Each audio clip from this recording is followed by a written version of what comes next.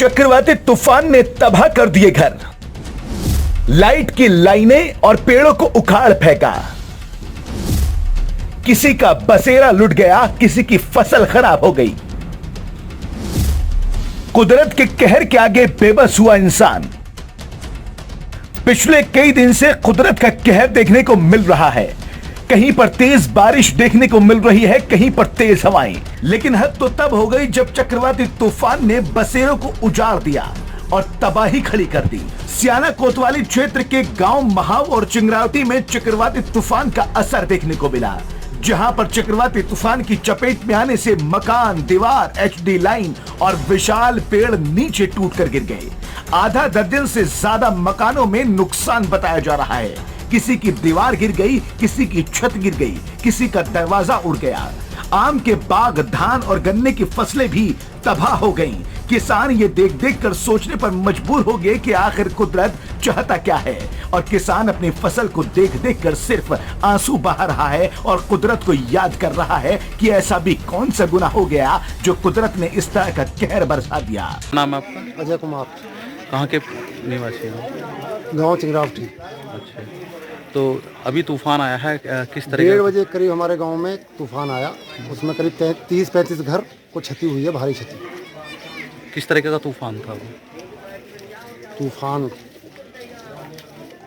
तूफान था एक तरह का बवंडर टाइप तूफान था। कितनी चौड़ाई होगी? कितनी चौड़ाई होगी 50-100 मीटर। अच्छा, कितने मकान और बागों में, फसलों में, 20-30 मकानों में सबकी छत, दीवार सब ढह गई। तो प्रशासन के आला अधिकारी मौके पर? प्रशासन के क्या कहते हैं, लेखपाल मौके पर मौजूद हैं। प्रशासन से और शासन से क्या गुजारिश करते हैं? भाई क्षति की पूर्ति करी जाए, जिन गरीब लोगों की क्षति हुई। चक्रवाती तूफान से बचने के लिए लोगों ने सुरक्षित स्थानों पर जाना सही समझा, और जैसे ही तूफान को देखा लोग आनन फानन में इधर उधर भागने लगे।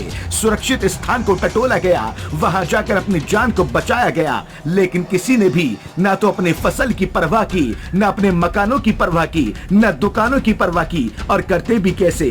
जान है तो जहान है। लेकिन कुदरत का कहर यहाँ पर ऐसा टूटा कि लोगों के सरों से छतें गायब हो गईं, दीवारें नीचे गिर गईं, पेड़ तबाह हो गए, लाइनें टूट गईं, और ये तूफान कहर बरपा रहा था। नाम आपका? मेरा नाम योगेश कुमार है। कहाँ के निवासी? मैं चिंगरावटी का रहने वाला हूँ, जिला बुलंदशहर, डाकखाना सियाना। अच्छा, क्या ये अभी तूफान आया है? ये तूफान आया था, तूफान में मकान फट गया। कैसा तूफान था? तूफान बहुत भयंकर तूफान था। अच्छा, कितना नुकसान हुआ आपका? करीब बहुत नुकसान हो गया, क्या इसकी वो करी जा सकती है तुलना। आपका क्या नुकसान हुआ? नुकसान मकान ढहा पड़ा है हमारा, दीवार गिरी पड़ी है, सब पेड़ पौधे सब टूट गए। पर बाकी आप वीडियो घुमा लें। कुदरत भी जब खेल खेलता है तो ऐसे ही खेल खेलता है। वैसे ही किसान और लोग परेशान थे कि ये बेमौसम बरसात आखिर हो क्यों रही है। लोगों की फसलें बर्बाद हो रही थीं, लोगों की फसलें खड़ी थीं, लेकिन वो देखते ही देखते बिछोना हो गईं, और लोग सिर्फ बारिशों से परेशान थे। लेकिन अब चक्रवाती तूफान ने उनके ख्वाबों और सपनों को नस्तनाबूद कर दिया है, तोड़ दिया है। किसान तो खासतौर पर ये सोचने के लिए मजबूर हो गया कि आखिर गुनाह या पाप कौन सा हो रहा है। चक्रवाती तूफान ने वो तांडव किया, वो तूफान मचाया कि लोग अपनी जान बचाने के लिए इधर उधर भागने लगे, जान के लाले पड़ गए। तस्वीरों में आप साफ तौर पर देख सकते हैं, किसी की दीवार गिर गई, किसी का घर तबाह हो गया, कहीं पेड़ गिर गया। इस तूफान ने खूब कहर बरपाया, और ये तूफान बुलंदशहर जिले के सियाना कोतवाली के पास महाव और चिंगरावटी में इसका असर ज्यादा देखने को मिला।